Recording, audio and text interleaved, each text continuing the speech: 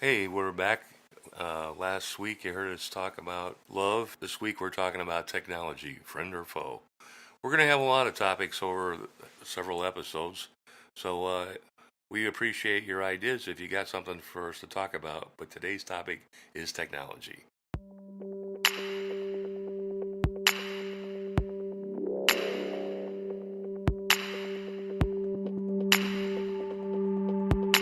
I really like our intro song. I'm just gonna say that. It's pretty cool. Yeah, it is. Welcome to Socratic Neighbors Podcasts. I am Lotus, and here with me is in the studio, if you can call it a studio, as always, will be Quick Carl. How are you doing, Mr. Carl? I'm doing just ducky. You're doing just ducky. Well, this is the Socratic Neighbors Podcast. We are your neighbors, and we use the Socratic method to discover topics and try and learn information that the other might know or might not know. True. We are an FCC compliant podcast. So parents, if you are listening to this in the car and you have little kiddos in the car, we will avoid vulgar topics and we will avoid vulgar language. You can find us in the newly created at Socratic Podcast on Twitter and email us at socraticneighbors@gmail.com if you have questions, inquiries, or corrections. We are looking to be, I guess, I wouldn't say disproven, but if we get something wrong, I think we like to know. Yes, definitely. If we get something wrong. On the episode, we are talking, like Mr. Quick Carl here said, we are talking about technology and friend or foe. Should technology have a place in our world? And the technologies that have been developed, do they belong in our world? But anyway, since you came up with this topic and you did the intro, I should ask you, why are we doing this topic? Well, I think technology is taking over our lives in a lot of respect. And it's not necessarily a bad thing, but sometimes I think we need to step back and get back into reality sometimes. I think technology does help us. There's so many things that technology touches that help us out with different things, whether they be in the medical field or the finance field, or even like the space race.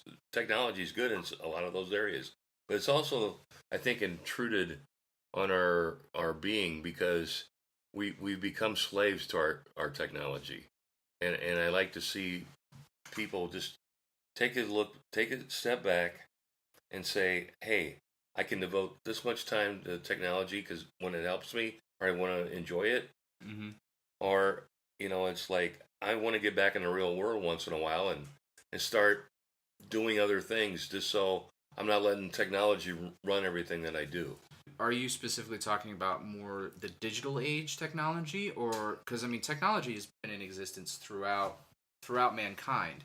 I mean, even the Neolithic age, when we discovered that stone could kill animal versus our bare hands, Right. So, are you talking in technology and the advancement of technology over the past 100 years, or are we talking? Well, I'm glad technology has evolved over that. I mean, even in early cavemen, they've even found in the ocean some early computers that would be considered like a calculator type thing. Right. So I mean, that goes back to cavemen. But no, I'm glad we have evolved in technology, but I can't honestly say we've used it wisely at all times. Right, or 100% wisely. Right. I would say. Right. Personally, I'd probably put it at 60-40 of technology used for the greater good versus the greater poor, right, greater bad, or greater good greater evil. Greater evil. There you go. Great good versus evil. Personally, think when you look at things like like the atom bomb with the Manhattan Project or the internet, even my dad and I have had conversations where the internet is something that's had a huge and has had a huge negative impact on society, and the internet has helped us communicate better. It has helped us get information into the hands of people that would have never had access to that information. But at the same time, there is a certain cost, and that's with every single piece of technology that's developed. And like a hammer can be used to beat in a nail to a piece of wood, or it can be used to bludgeon someone's skull in. And that's a very graphic term, but at the same time, it illustrates the point of a tool technology can be used as a tool for both good and evil. Well, Yeah. right. I mean, and that's with anything. Right. I mean, you're using that as a weapon analogy. That that's probably a whole nother show. That's true. But yeah, I mean, you mentioned the atom bomb. Well, I mean, there's two sides of that. Yeah, we developed an atom bomb, and it took a lot of lives. But if we hadn't taken those lives, it might have cost us more lives. Right. And if who was it that was on the Manhattan Project? I think it was Oppenheimer. Yeah. Yeah, Oppenheimer even I believe this is his quote. He even said that if they hadn't come up with the atom bomb, somebody else would have. Oh, sure. And sure. I think that if somebody else was to develop that technology, who knows whose hands it would have been in? Because, like with everything else, it can be used for good or it can be used for evil. And with the internet, I think there's a huge negative impact that like you were saying in the last episode of everybody being on their phones. Right. And technology is great for that. Like I spent 6 hours with my cousin playing PUBG on our phones yesterday, and that's a great invention of technology. Something that 30 years ago nobody would have thought of. Not even 10 years ago. Right. Anybody would have thought of that I can play a game that's also on the computer, very similar to the computer and very similar to a console that's played on a TV. And I can play a game with my cousin on my little iPhone, and we can play together against 98 other people at the same time and have a lot of fun. Right. All at once. Sure. And so that's a huge advent of the internet that's really great.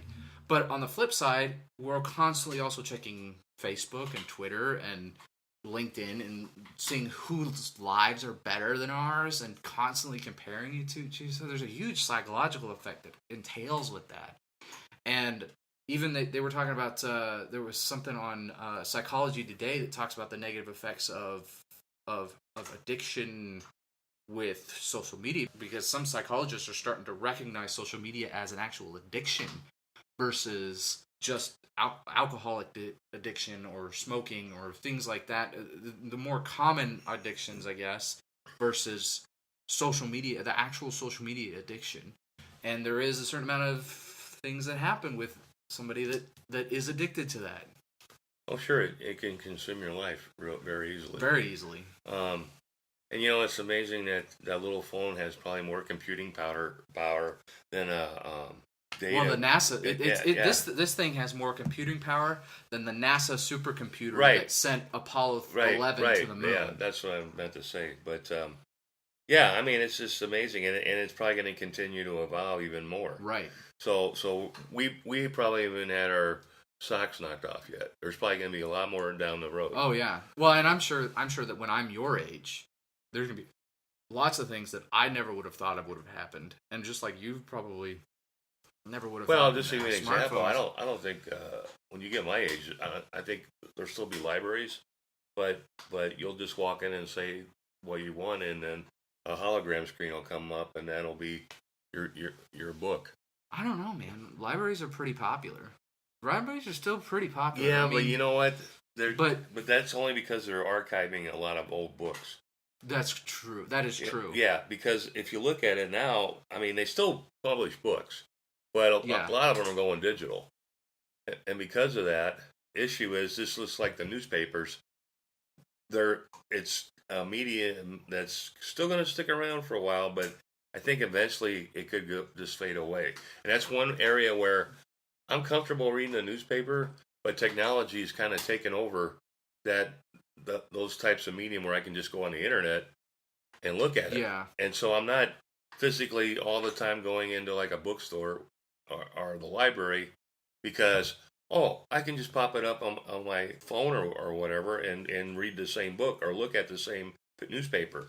But what the problem comes in is that you're staying home or you're at work or wherever you're at, you're doing all that stuff there. You're not getting out.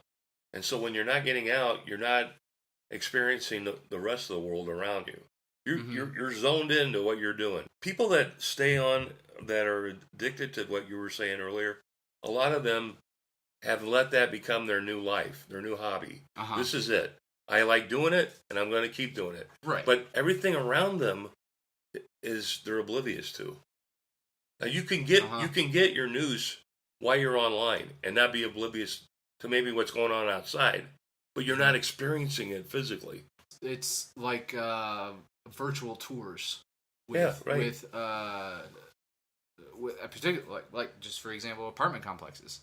Apartment complexes, most of their websites have virtual tours now. It's not the same as going and visiting that apartment. Right. You can only do so much. But it could get to a point where you're putting, because I mean they've already got VR, the virtual reality glasses, so that it may get to a point where you just slot your VR disc on and then you can just walk around the apartment and look to see what your apartment would actually look like. Right.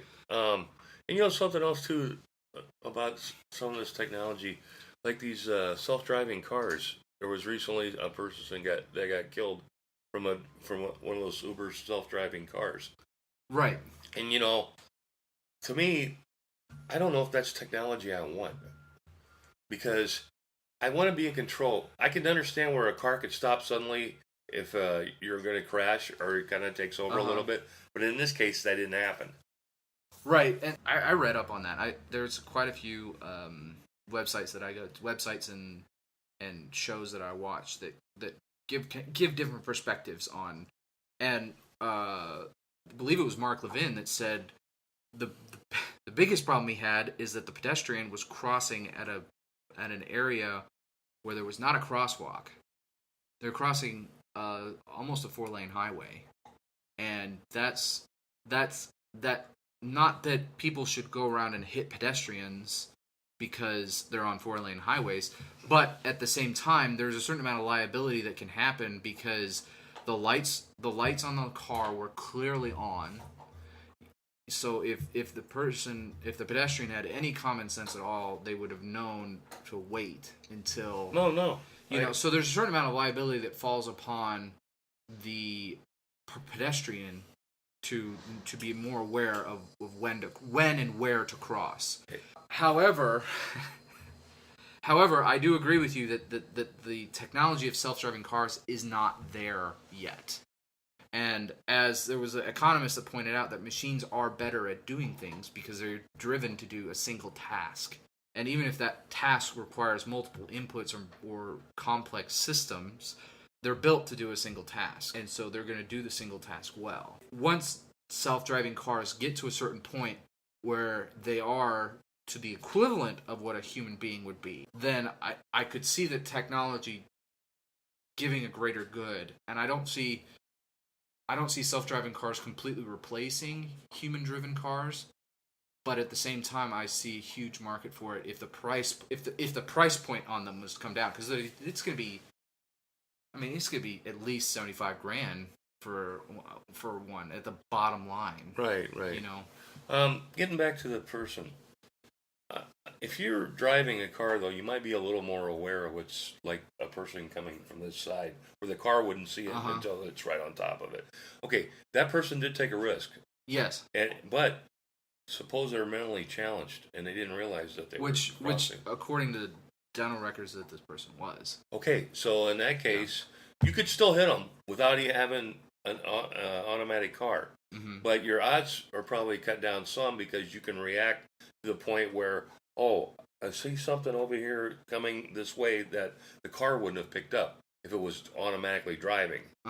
But you're right. I don't think the cars are there yet. And I don't know if I think if the cars were like on a track or something, I'd feel a little more comfortable. They've got to just be better about being aware on what's around them all the time. But again, that's all technology that'll evolve. But then we're getting to the point where if we let the technology take over in that respect, then we're getting lazier. We're letting technology just do everything for us. That's part of the consequence of the development of that particular set of technology is that we no longer have to spend an hour driving the car. We can just spend an hour sitting in the car and doing our own thing.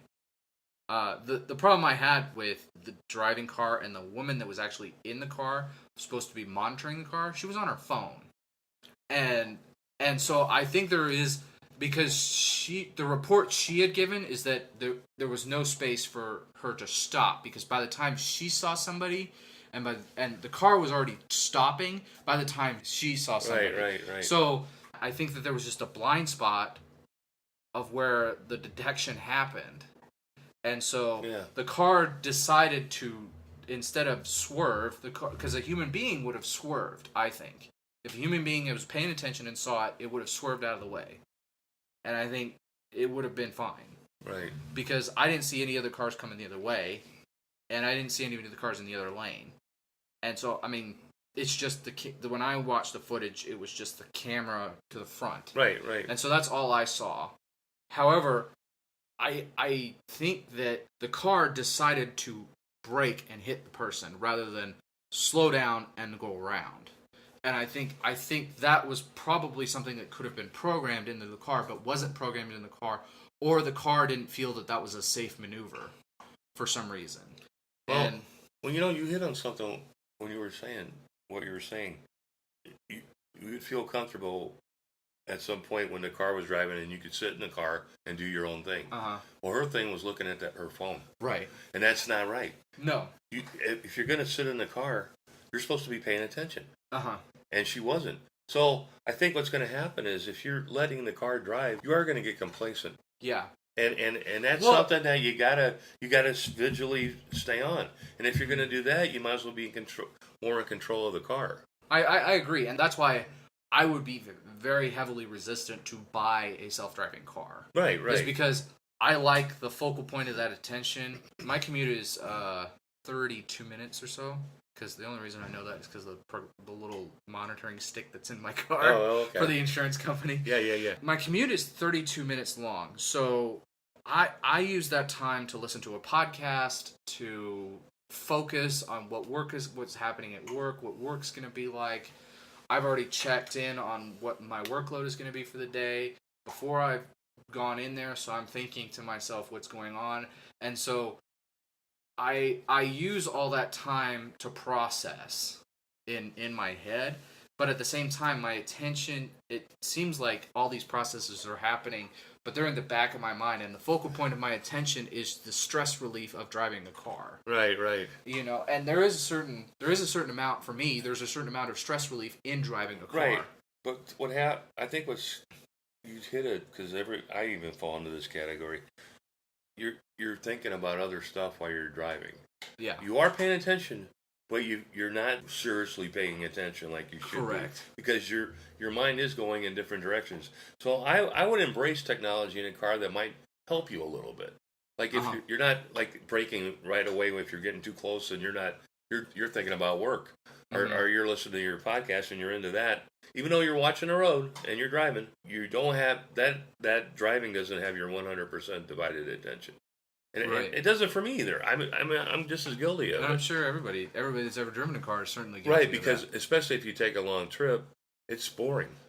If you're seeing beautiful country the whole trip, that's one thing, because then you're more observant. Well, even that, because I've taken long trips with my wife, and I've taken long trips with my family, and I've been driving, and I don't get to, because I've got 3 or 4 other people in the car with me. I don't get to enjoy what they're seeing all the time, because you got to pay attention. I got to pay attention, and if I don't pay attention, particularly if you're going by something as busy as like the Grand Canyon. Oh yeah. Because the entrance to the Grand Canyon is really busy. Yeah. Well, yeah, it's really busy. It is. I've been there. And particularly the bridge that goes across the Grand Canyon. Yeah. That's even busier, because you're just trying to. Everybody's looking at it. Well, sure. And then I lived in Colorado for almost 35 years. Driving in the Rocky Mountains all the time, you get used to it, so that you need to pay attention, because the roads are narrow and you could go right off the side. There's no wall or guardrail, so you got to be vigilant. But if you can get complacent doing that too, because if you live out there like I did and you drive that stuff all the time, you kind of think, I can own the road because I drive this all the time. I can go 35 when it says 25 because I've driven that before. Right. But you don't know what's on the other side of that. Your technology will only take you so far. If you're driving a car with all this technology stuff in it, how's it going to see around the mountain? It's going to see what's in front of it. Yeah. And if you come around that mountain without paying attention, there could be a traffic jam. Yeah, and that's with self-driving cars. That's a big issue that they're running into is incalculable variance, because in a place like San Francisco, or even Houston or Los Angeles, self-driving cars, the roads are pretty much well laid out, and there's also traffic lights and all that stuff. So there's a certain amount of predictability to the self-driving car. But you get into the mountains, and you get outside of the cities, and you get into particularly this area where we are, there's a certain amount of unpredictability to the car situation and how people drive. But there was somebody that commented on self-driving cars, is that self-driving cars can never be 100% efficient, even if you were to get the technology to the level of a human, because you still have humans driving cars. Right. And it's until all the cars get replaced by self-driving cars that you're going to have this perfect almost no crash situation. You know what you were saying earlier about it costing a fortune to even have that kind of car. That's what it is with any technology. I remember when CD drives that could read and write were like $1,900. Yeah. Yeah, but when they first come out, everything's expensive, no matter what it is. You know, I remember VCRs were like $1,000 when they first came out. Yeah. So I like the fact that technology evolves and they can make it cheaper and faster and start passing that savings on the consumer. But sometimes I think they can cheapen it too much, and then you're not getting the quality that you really deserve. Yeah. Because there's so much competition out there. You know, a lot of people, for example, complain about Apple products being expensive. Yes. But they put a lot of good craftsmanship in them, and they last a long time. Yes. So that's an example. But most consumers will feel, if they're not a loyal Apple customer, well, why would I want to spend that much money? Well, I can go to a computer down here for $400, or you're paying $2,000 for yours. Yeah. But you can't, and I understand their point. Not everybody's got $2,000 to shell out, but they can get a brand new computer for $400. I'd probably be there myself if I couldn't afford it. So right. I totally get it. Yeah, it's better to go with, for them, it's the price point versus what you're getting. Right. They don't see the value of the price point. And particularly with my job, that kind of correlates as well, because the company I work for, their services cost a little bit more than the competition, but the value that's offered, once a customer buys into the value, they understand the value and they realize that they're getting more value out of our company than the competition. There's a certain cost that, I have always had success with AT&T. There's a lot of people out there that don't like AT&T. There's a certain amount of value to AT&T for me, because I can dial 611 on the phone and I can talk to somebody in 30 seconds. I can talk to somebody that's in America that speaks English, all that stuff that I like. But with things like Comcast and the what's the other one? That's one that's really bad. I forget what it's called. Are you talking for like TV service? Yeah, it's like TV service. Like Dish or DirecTV? Yeah, it's really bad. Like you call and it takes like 10 minutes to get somebody on the phone. Yeah, my son used to work for them. Yeah, it's really bad, and there's a certain amount of comfort in in being offered a value, because AT&T's price point is bigger than something like T-Mobile or Metro. Also, PCS. their coverage is better too, and their coverage is better. So you're getting what you pay for as far as technology is concerned. Sure. But the other thing in the news is the Facebook controversy with Cambridge Analytica. With the data. Yeah, the data. They call it a data breach, even though it was not a data breach. No, they let them. It's like you consented to this. It's not like when they broke into the emails during the election. This is different. No, this is different, and I just don't understand what people expect as far as privacy is when you're going to post public information on a public website that allows you to connect for free, and there's a terms of service thing on it. Well, and that goes back to technology. You're embracing Facebook for the value of connecting with people and seeing a lot of stuff that you might not see normally. Also, the opposite side of it, the downside is they collect a lot of information on you, and you don't know. You're assuming it's safe. It's sitting on Facebook, and nobody's going to bother me. But it's not. It's like public domain, really. And there's certain avenues in which Facebook and all these social media websites, and even the cookies on your web browser, they're the certain information that they subscribe to. Oh yeah, right. Exactly. You know, and people complain about the cookies. Oh, they customize the ads to you, and it's like I kind of like that, because if there's something that they can advertise to me that's cost efficient to me, that they think I would like, I'd rather see that than like bras. You know what I mean? I'd rather see mice for keyboards versus bras for women, because that's not me. I don't need a bra. You know, I'm a guy. You just rather go topless. I don't need the over the shoulder boulder holder. Yeah, but you know, also they have those what is it, like the SSL encryption thing, like the VeriSign. You can check the certificate when you go to certain websites. Yeah. So I don't know how effective that stuff really is. Because with Apple's Safari browser, that's usually pretty effective of being able to check the security of a particular website. But I mean, Amazon, places like Amazon and eBay and stuff like that, they collect data because they're trying to find out more information. Oh yeah, sure, obviously. More information and information. It seems like as time goes along, information is power. In a sense, right? Because what you do with the information matters, and that's part of the problem with technology is that the information can get muddled in the system of all of this data that's being collected. Because when you have, and there's also a huge difference between how Facebook collects data and how something like the NSA and Edward Snowden collects data. Right. You know, that situation, because that is collecting data without your consent. Whereas Facebook is collecting data with your consent, you just don't read the fine print. Right. But, you know, I think the cookies thing, they won't even allow that on Safari on your phone. No, they don't. Yeah, and Adobe Acrobat, none of that stuff will work there. Right. And they've made the decision they don't want to deal with it personally, because they don't want to have to recreate all their programming to accommodate this extra stuff. And so you either live with it or you don't. And so it's okay. But if you really need that information, you can go on your computer and get it, but your experience isn't really going to suffer. Yeah. Not significantly enough where, I can't do this anymore.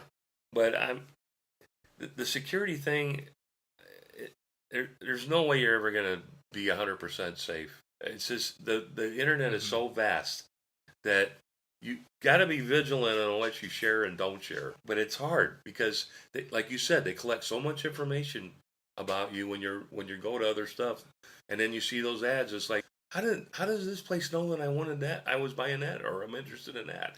I've never even been on this site before. Yeah, it comes as a shock to people. Right. It's like, whoa. I agree with that. You bring up a point about be aware of what you share. And that I find particularly true because there's a lot of parents that post pictures of their kids on Facebook. Oh, sure they do. You know, and I don't think there's anything wrong with that.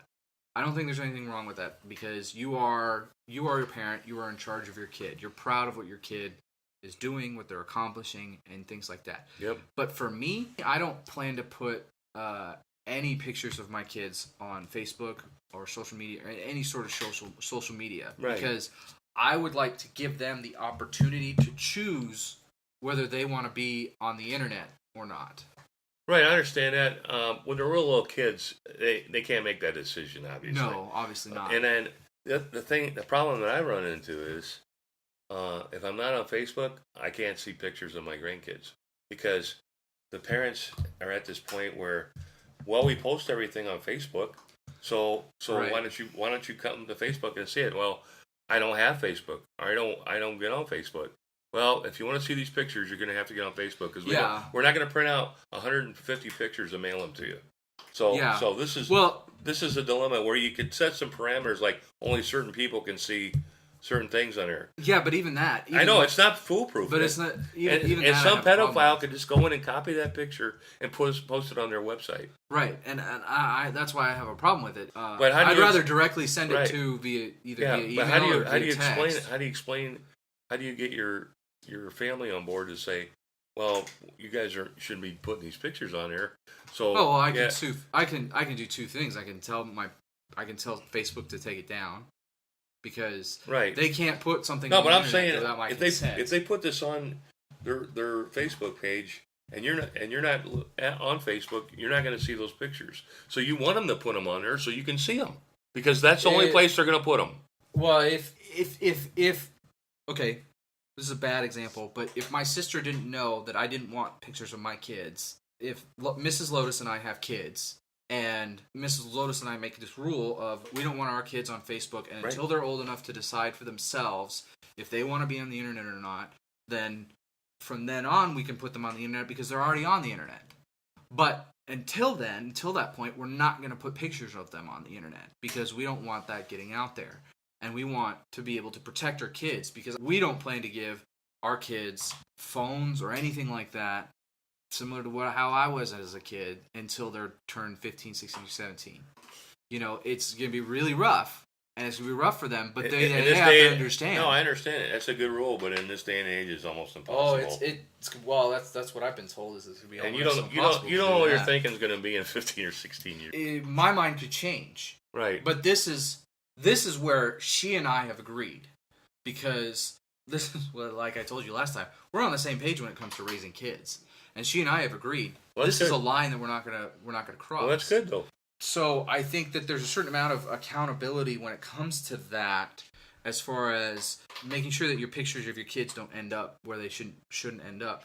And if my sister was to post a picture of my kid on the internet without my consent, I would tell her to take it down, and then I would tell Facebook to delete the backup or whatever files of it. And they would have to do that because I could show evidence that there is not a picture of my kid on my Facebook account. So there should not be my picture of my kid on anybody else's Facebook account. And I can, if I was to find out about it, then I could sue. Right, no, I understand. But, and this is where technology is good that you're sharing, but bad where you can share too much. Right. So it's good and bad in that situation. And your siblings might be different too. Your brother might get married and have kids, and he's okay with putting his kids' pictures on the Facebook. Yeah, and that's fine. His decision. He's made that decision. Right. So, I mean, I respect people that decide one way or the other. I respect the decision. Yeah. But I can see where it can be bad and good in both respects. But this is just the decision that Mrs. Lotus and I have decided that we're going to do. And we're going to do this in the way that we raise our kids. And so there's even websites out there that go after kids under 13 at creating a similar Facebook profile. And it's like I don't think a kid needs that. I don't think it need, because when you're even up to 18, when you're first born to you're 18, you don't know what life is, and you're so susceptible to everything, and so it's like, why are you getting these kids addicted from 0 to 13? You're already trying to get them addicted to it. Well, so by the time they turn 13, it's not the parents. A lot of times, it's their friends. Yeah, that's true.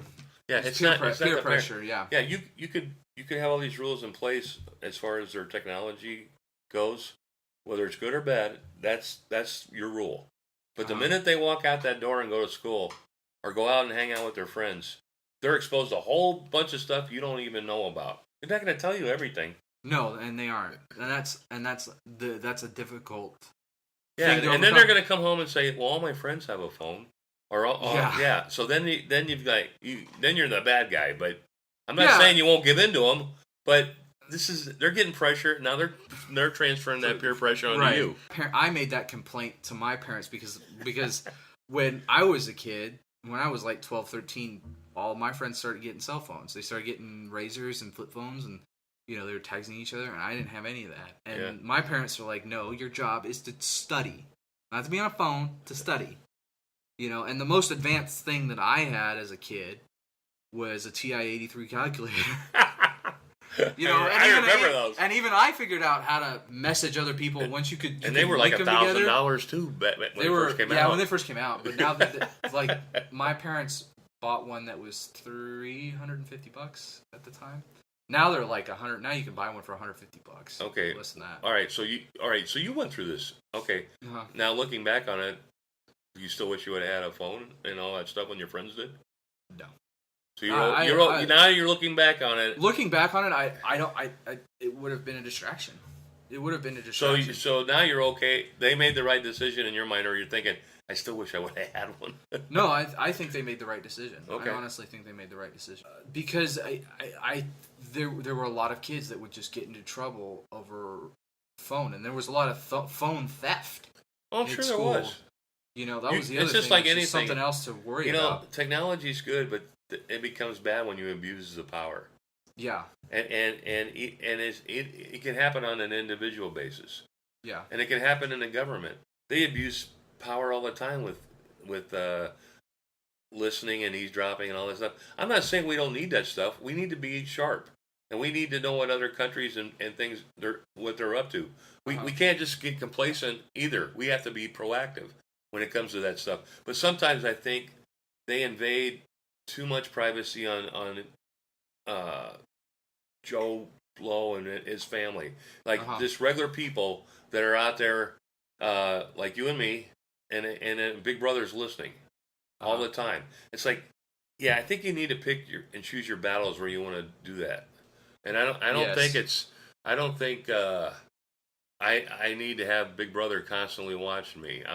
I mean, I can understand where they might want to check me out at first to see, oh, this guy doesn't seem to be a threat, so stop and move on. Yeah, and that's where like Daily Wire was talking about that, the abuse of the FISA warrants, and that the Patriot Act is what spurred a lot of this. Is that the Patriot Act spurred a lot of spying technology, and with that came the consequence of, well, we've got this small piece of information but we need more information. So let's appeal using this tiny piece of information to create to gain more information. Well, yeah, they put these certain line. Yeah, they put this algorithms in where if your name's a certain last name, you might be banned on getting on a flight, even though you're not a terrorist. But your last name's this name, you're done because that algorithm that they put into the system has got you flagged, even though you're the best person ever. Yeah, you know, and it's also another thing that's technology has really trading stocks, okay? It's all computerized pretty much anymore. They don't even really have traders on the New York Stock Exchange floor anymore. They sit and watch movies and just hang out all day because everything's computerized. NASDAQ's computerized. NASDAQ's pretty much computerized. So all these trades are going back and forth like in seconds, just like the regular internet. So that stuff can be breached. But the main thing that I worry about is these shadow traders.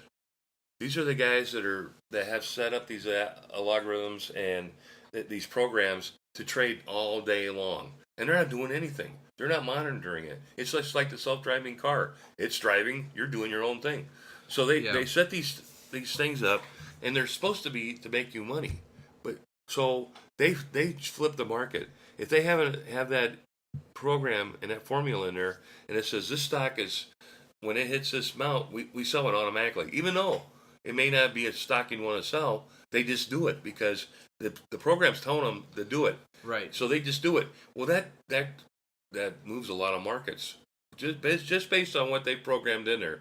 But it might not have anything to do with reality as far as what the company's doing. But because they've got this program in there, and a stock does a certain thing, no matter who the company is, it's going to make that decision. Yeah, and even though the company might be more successful. Right. If the stock had been right, kept or even if the company's not, and then they look at the price. Oh, it's time to buy. But the company's like filing bankruptcy, and they just run up the thing, and they don't. And we're not talking like a few hundred shares here and there. We're talking millions of shares passing back and forth, and nobody's actually touching them. Now, as far as like the big institutional investors that have mutual funds and the big boys like that run hedge funds and stuff, those guys don't trade during the day. you don't. They're not moving the markets. Those guys trade after the markets are closed because if they traded during the day, the market would be all over the place. So they have to do it at that time. So that part of the rule is good that they're not using technology during the day to do this stuff. But it's these rogue investors, are like the guy that owns the Red Sox. He's from my hometown in Illinois.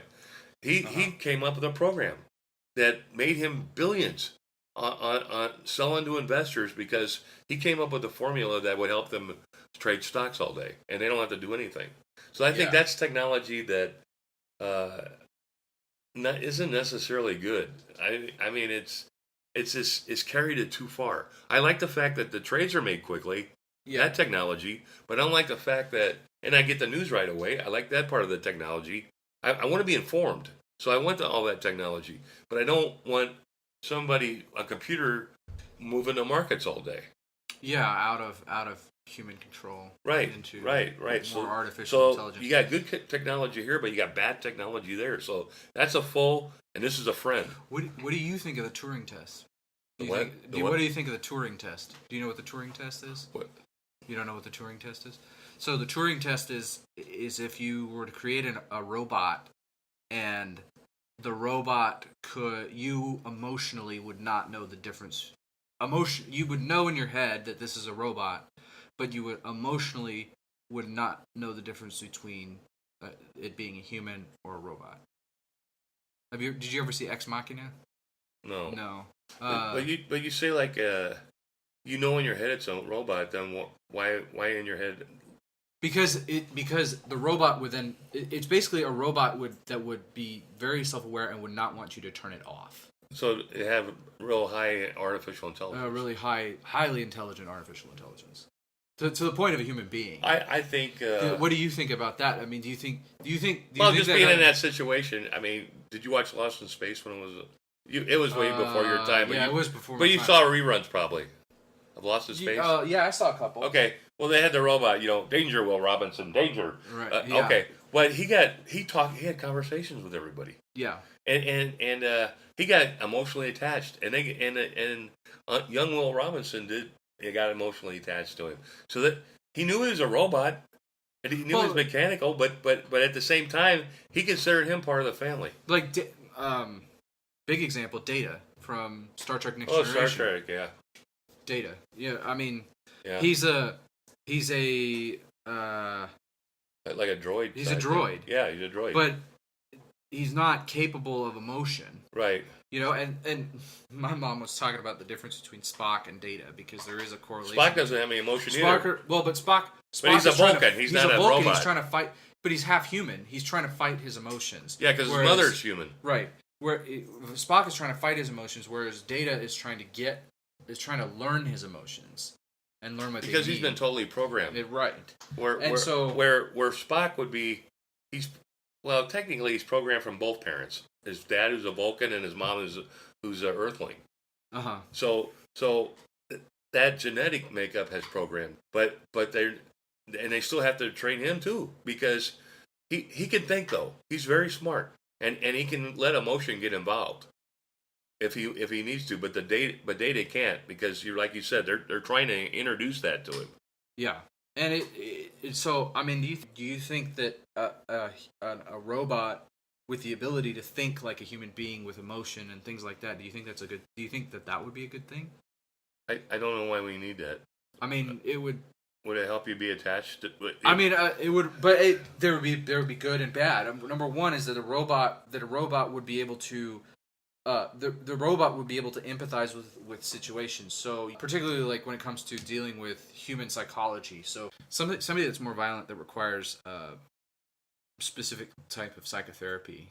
Something like that, where it can soothe the person. Where it can soothe the person and have or a particular empathy. Somebody's not good in social circles, like in a social situation, right. And a robot might be good for them, so they at least have some kind of companionship because they don't do well around people. Right, but then there's the extreme where they would rather go with the robot than the human. Right, but you know what? You can't judge that because if it works for that person, and it does. It's negative that it takes them out of the social setting, Mm-hmm. but it's positive for them, and it works for them.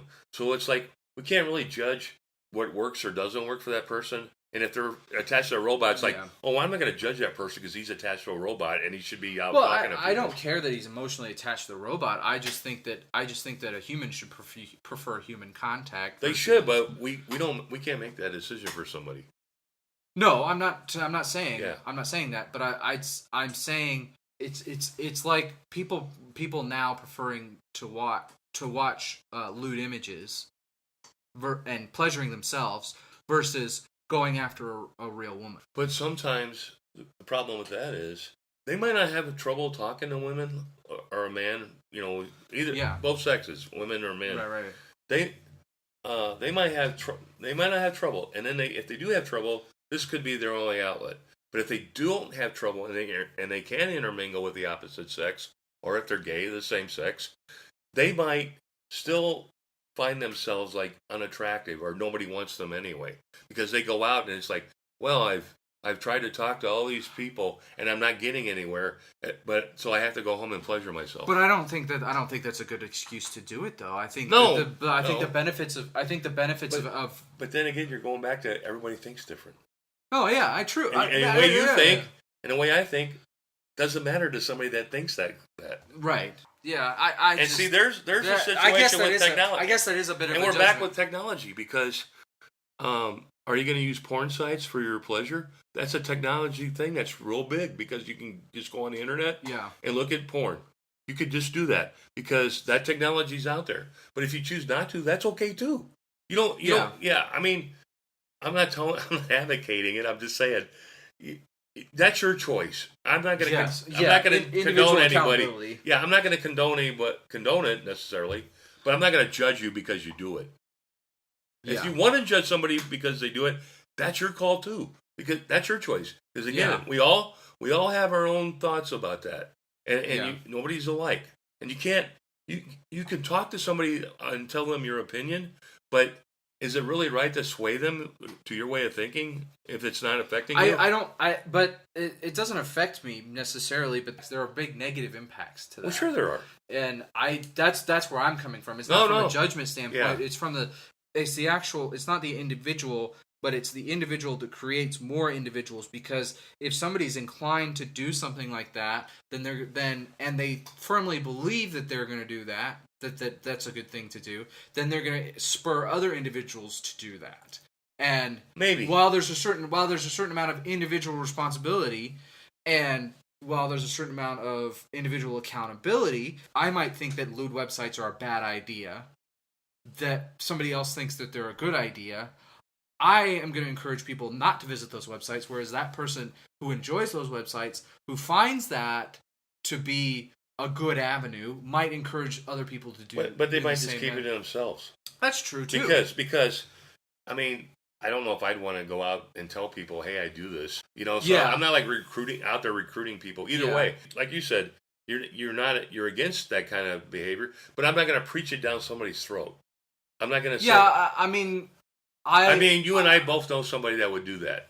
Yeah. But I'm not going to be that judgmental, because we're all different, and that doesn't make you a bad person. Yeah, and if I know somebody that decides, and they ask I don't share my opinion. Oh yeah, sure. If they ask, you should tell them whatever you feel. Yeah, if they ask my opinion, then I'm going to tell them. But I'm certainly not going to. But I'm certainly not going to force them to. I'm certainly not going to sit behind them every time that they try and slap them across the head. Yeah. So there's no point in me doing that, because that's a lot of workload on me that I just don't need. And that's what happens when you're an adult. But when you're a kid, you've got to control their technology, and you've got to say, hey, you can't be looking at that because you're in my house and you're a minor and it's wrong. Right. And so you could preach to them without having to. You have to give your opinion. You have to tell them this is a law. You're not going to do this stuff. Once they move out or on their own or an adult, that's a whole different story. And that's when there's a gray area. If they were doing something, I'm not talking just about this, anything. Like you said, you didn't get a cell phone or anything when you were younger. But as soon as they are old enough to do make their own decision, that's when you got to step back. And you might not agree with it, but it's just one of those things like they're of the age that you're still their parent. You'll never stop being their parent. But you've got to get to the point where I just have to let it go. Yeah, Yeah, and there's a certain amount of because is it the fourth? No, what is it? What is the commandment? It's the commandment is honor thy father and mother. That's but I can't remember. That's a fourth commandment. It's the fourth commandment. Yeah. So I was a pastor that Mark Gungor, that I listened to frequently. He had mentioned that honor thy father and thy mother is not just doing it as an adult. You still have to follow that command, but it's not obey. Right. The term is not obey. Right. And the term honor refers to you taking the principles that your parents have taught you and applying them to your life. And if your parents have taught you the proper principles, and you have applied them to your life correctly, then that is a form of honoring your parents. Also, too, another form is you're honoring what your thoughts are, because your son or daughter doesn't agree with you, but they honor you in this respect that, well, I respect your thoughts on this, and I'm going to honor you by not making you, doing anything to make you look bad or reflect on something that I would do that would hurt you. I would honor that, but I might not agree with everything that you honor or hold dear to you that I do now. Yeah. But it's still not going to. But to honor the person, you also don't want to put them in a bad light. You don't want, so again, you might have a whole different scenario of differences, but you can honor the person without upsetting the apple cart, just because you've got to learn to let go when you're the parent, and they've got to learn to honor your choices and your decisions and what they think about what they're doing. But they might not agree with it, but they're not going to get in a big fight over it and say, well, my dad doesn't want me drinking, and I can get that, I can honor that, but it doesn't mean I'm going to stop drinking. Right. Well, and like I grew up in a dry household, whereas I enjoy the occasional brew, Yeah. And so there's going to be differences in how kids and parents raise their children. Right. So how I'm going to raise my children is not the same as how my parents raised me, and that's a good thing, because not every kid should be raised the exact same way. It should be improved. Should be improved upon as generations. But talking about kids, and you were talking earlier about not getting a cell phone and stuff. I'm not saying you need to go out and get your kid a cell phone when they get a certain age, but one thing I have noticed with real little kids, even like 2 years old, they've got iPads. They're using an actual iPad, and they know what they're doing. Yeah. I didn't know how to do that when I was 2 years old. Right. But you know what? I had an Etch-a-Sketch. Yeah. Those were the dumbest things. They always showed this picture of like the Sistine Chapel, and you can't do that. You can just draw squares. Right. But even an Etch-a-Sketch, at a young age, this is probably when the Etch-a-Sketch came out. The younger generation probably knew how to use it a little bit better than some of the. Yeah, if you had a kid at Etch-a-Sketch today, I'll just send them in the trash. It just will. So. Well, yeah. Today, so as far as technology goes, I don't have a problem. I think as far as a friend or a foe with kids, my thing is that you shouldn't just hand them an iPad and then forget about them. Yeah. It's okay to let them do some kid stuff on them, but then you've got to manage that time and then let them play with blocks or play school toys or something, and or get engaged with them and put your phone away and then put the iPad away, and then you have that interaction, because that's how they're gonna know if you guys are close. You don't want your kids growing up and say, well, my dad and I were never close because he was on his phone and I was on my iPad all the time, so we never really did anything. Yeah. You don't want that, but it's okay to let them do it, because if you don't, then they're going to be behind the curve. Because I used to always think that the more you know, the more knowledge you have, that's power. It is and it isn't, because just like your job, for example. Okay, you have all this knowledge, and you know more than, let's say, a lot of your coworkers, because you have the knowledge. Right. Okay, and that gives you power, but it's not good power, because if you don't teach all your coworkers the exact same stuff you do, you can't move up. Because if they need you in that spot, and your coworkers don't know what to do, that puts more on you. Or if you teach your coworkers everything that you know, that makes your job a lot easier. Yeah, and I agree with that. I had a discussion with my boss the other day about that. He was saying, because somebody made a comment to him, why are you teaching somebody below you everything you know? and he said his this is the best response I've ever heard to a question like that. Is he said, if I can train 10 people to think and do my job either the same or better than the way I do my job, then I am more valuable than they are because I'm able to train that, not just do it. Right. That was mine. So so I know, you don't want to really feel superior just because you have more knowledge. Mm-hmm. That's when you have a lot of knowledge, you need to share it. Yeah. And don't feel like, oh, well, it gives me an advantage because I know more than this person. It's not really an advantage; it's a hindrance. Yeah. So in many respects. Yeah, and then that's where the technology comes in.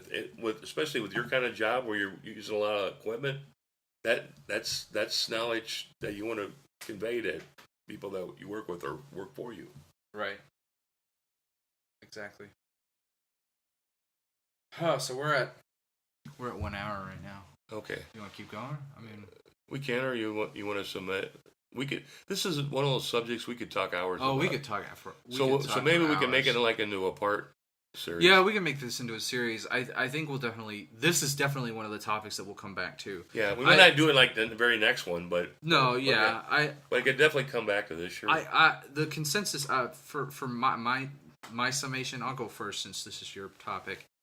My summation to this is that there are a lot of technology. There's a lot of technology out there that was clearly designed to do some evil, and there's also a lot of technology out there that was clearly designed to do some good. And I think that technology in general is supposed to be for the betterment of mankind. And I think not to diss my atheist listeners out there, not that we have very many right now, but I think God allowed man to create technology for that specific purpose, and He also allowed man to create the technology with a consequence. Because almost every single piece of technology has some sort of consequence to it. Right. And I completely agree with. I'm saying I completely agree with myself, but I think that's a firm statement with how I view technology personally. To your point, I agree that there needs to be moderation. Yeah, I think what I'd like to say is you're right about technology being created for good and evil, really. I mean, but, I think all technology at some starting point was intended for good use. And if you think about it, if technology is used for something bad, it's because a human being decided to take advantage of something that it was originally invented for good to use it for bad. I'm not saying it happens with everything, but people in general, unless it's like wars where they're trying to create massive weapons of technology, I think in general, just for humankind, I think most technology inventions were originally thought of to help somebody. Yeah. And if you abuse it, that's different. But it goes to the old adage that technology is only as good as the person that invented it. So if it's like computers. If there's a problem with the program, it's human error.